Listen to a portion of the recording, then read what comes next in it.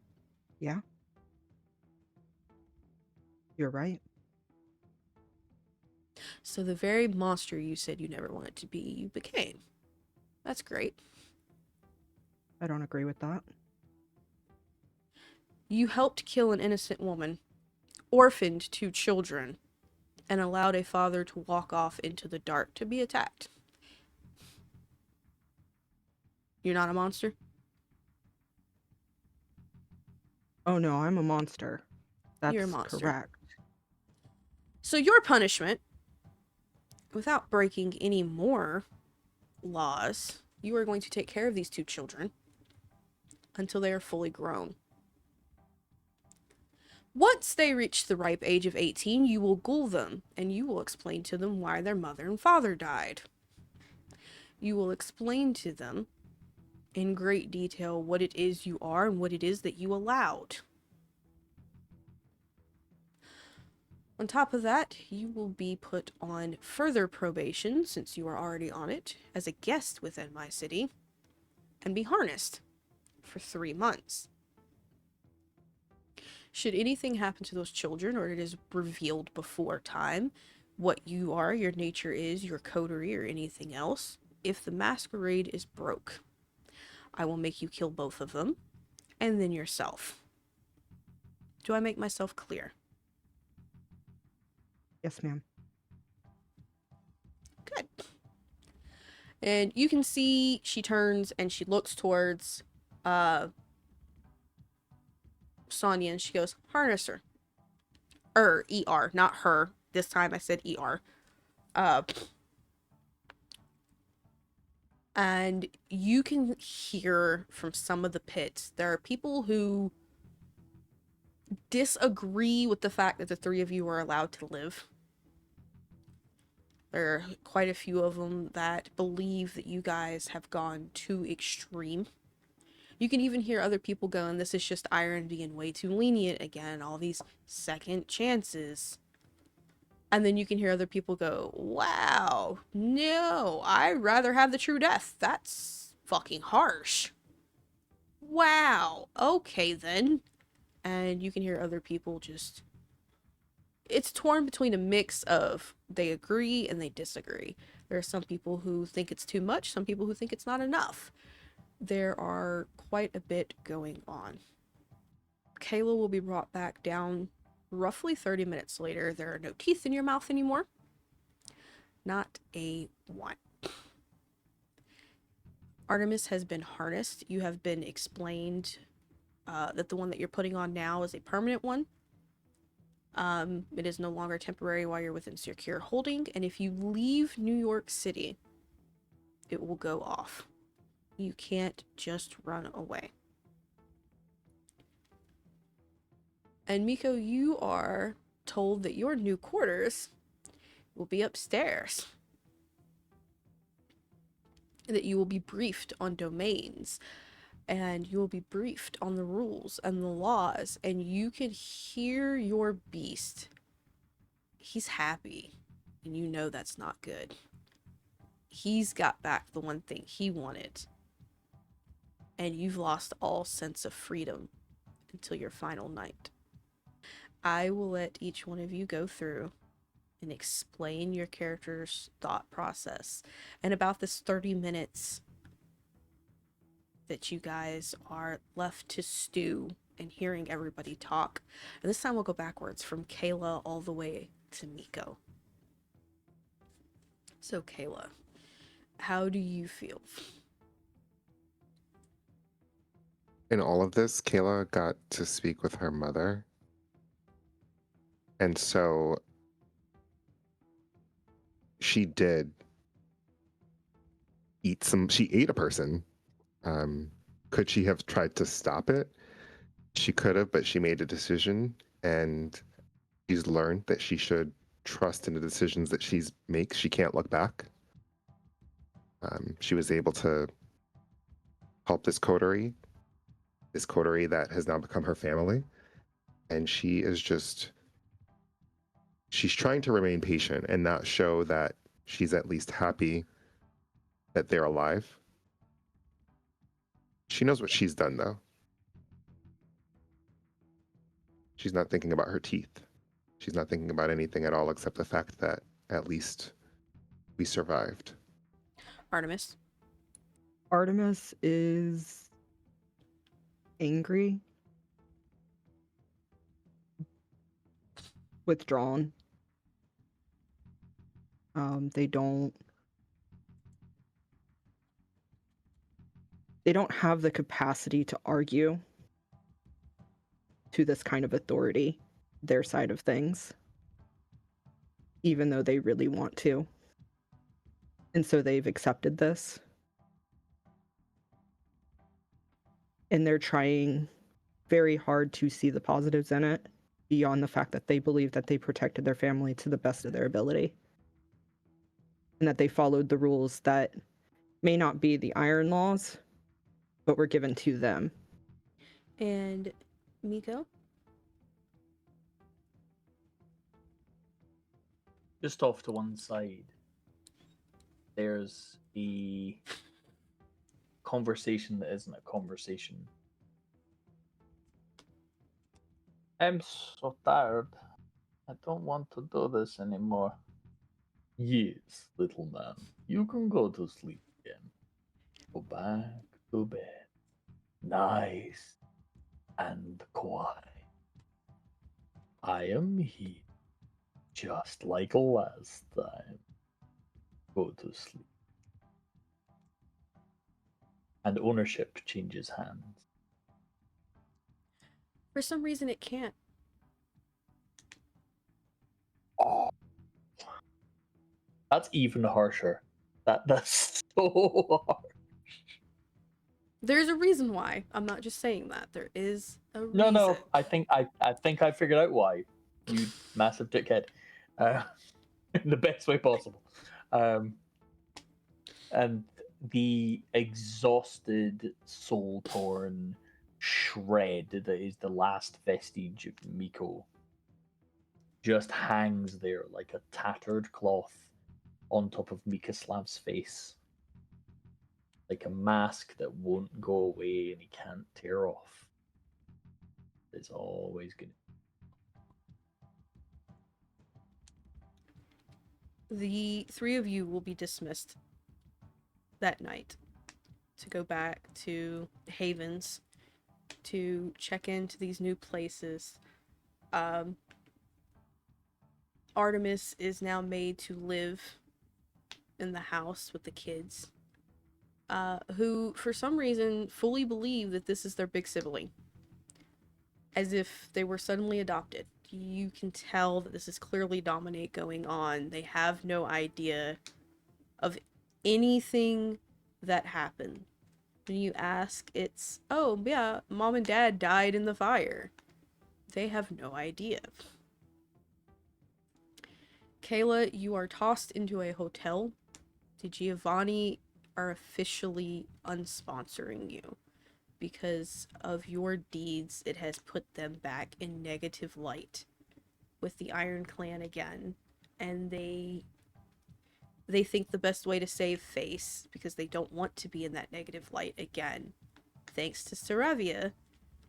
Yes, I know that's not her name. Fuck you, that is what I will say. Claire is forever in my head.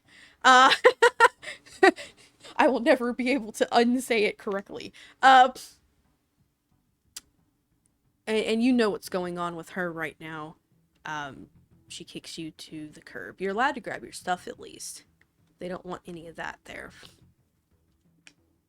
And Miko, you are left alone in what is very clearly the prince's suite now, playing with the necklace that is clinging to your chest. It's Dawn's necklace. You haven't taken it off, and you promised you wouldn't. Every fiber of your being is fighting to keep at least that one word. Everybody in this coterie are going to gain some flaws.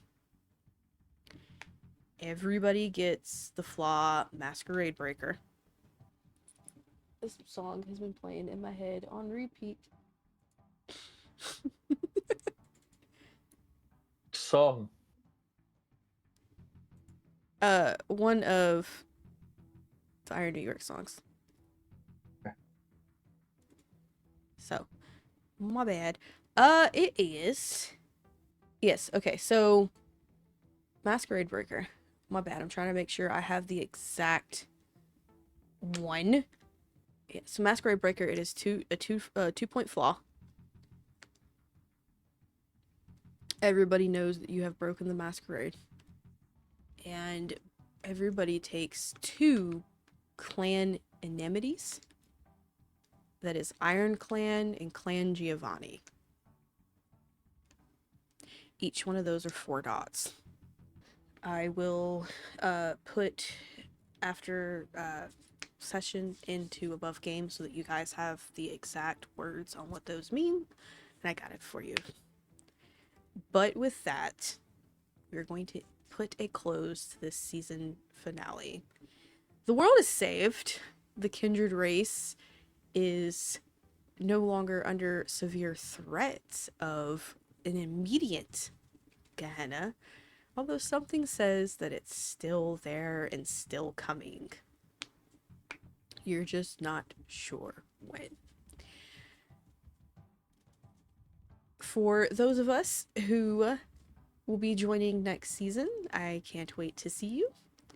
Do keep in mind that this is the final episode that I am running as a storyteller. After this, it looks like I may be returning back as a player. Who knows? That is still up in the air. And our dear sweet Miko will go back to being James the storyteller. Which means What's from left here... of it? What's left of him? I didn't destroy him that bad. That means that this now goes back to a hybrid chronicle where everybody is required to do some type of downtime roleplay play-by-post. If you're not sure how we do that, if you want to keep up with certain characters through their story and their own personal arcs, then you're going to be able to join the Discord and read those stories. For example, you have Artemis probably raising kids and learning how to be a millennial parent. The tears. I'm so sorry. I mean, to be honest, for- what's more terrifying is with that new enmity, that whole scene that's happening right now is going to take on a whole new tone. So you will be able to join in and see personal arcs. It, to a degree, will actually tie into the main story that you will see here on the channel, but it is mostly just specific characters because James here is a fucking rock star, and he loves to give all players their own stories as well as the coterie story. So you can follow along in the actual play that starts in June with the new coterie that's coming in, and seeing what the fuck's going on with that. Or you can simply just join and read about your favorite character individually. I do not run play-by-post and actual play together. I can't do it. I will admit my flaw. That is one of my biggest ones. I can't do that. I don't know how he does it, so props to him. Again, superstar. In June, we will be doing a fundraiser for Trans Lifeline, so all of our money raised will be going towards that. We'll be also finally putting out all the Iron New York Pride merch. If you don't get why that is been held off until June, well, 1, June is in fact Pride Month. 2nd, almost everything Iron New York is LGBTQ plus, all of them. We have all of our trans. The fucking prince is poly. The keeper is trans. The fucking, we got, oh my god, I think almost every other person of power is a person of color. It is everything LGBTQ plus, from top to fucking bottom, and we just found it appropriate to release it during the month of June, despite the fact that we all have it already. And then all profits during the month of June from merch will also be going to Trans Lifeline. There will be a few rewards given out and more. And then, if you haven't heard, in October, we will be working with Vancouver by Night and so many other actual play channels. Last I checked, I think there was like 30 something for the Trevor Project. And we will be running little giveaways of our own for at the table games, so on and so forth, artworks, musics, and everything else. So looking forward to that as well. I will be running all those games. Starting in July, the Rusted Cologne starts. This will be starting game-wise, like in-game timeline, the same time Season 5 starts. So you'll be having the Iron New York and the Rusted Cologne going on at the same time. The Iron Clan has expanded, and they have taken over other parts of the world. That's not scary at all. I hope everybody enjoyed it. I know this was a really intense session. It is not as long as normal, but I have seen 2 players cry and one on the verge of crying. So as a storyteller, I'm stepping in and going, that's it for this episode. Because while I like making them say fuck you, when my players start to cry, I know it's time to stop. I don't want to break their hearts that bad. I just want to crumple it like paper. I don't want to shatter it like glass. So this is where we're going to end. And it was so good having all of you guys. We love you. We think you're amazing. And we will see you in the Discord. If not, we will see you on the 30th for this season epilogue. And thankfully, that one's ran by James. Not me. So hopefully it won't be so intense anymore. However, I don't know. We'll find out. Love you guys. Bye.